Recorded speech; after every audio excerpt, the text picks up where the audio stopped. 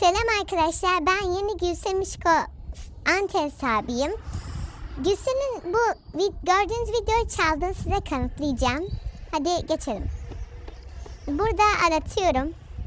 İşte görüyorsunuz zaten. Bakın o videoyu tıpatıp aynısını buldum. Bakın bu. Best Rose yazan. Hemen açacağım size. Biraz daha bakınayım.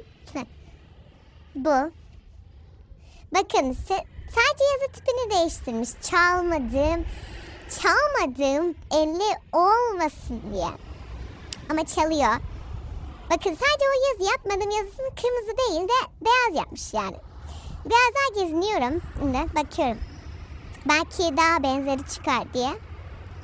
Bence yok da benzeri ama o en benziyor. Yanlış şeyi açtım. Neyse. Evet. Şu tıpatıp aynısı. Efektleri, karartmaları, sadece yazı tipini değiştirmiş. O kadar. Şimdi böyle. Bence aynısı. Ben öyle düşünüyorum. Şimdi Gülsen'in videosuna geçiyoruz. Bu. Abi çalıntı. Şimdi buraya yazıyorum. Neden olduğunu bilmiyorum. Göndermeyeceğim. Çünkü kuduruyor. Böyle abi.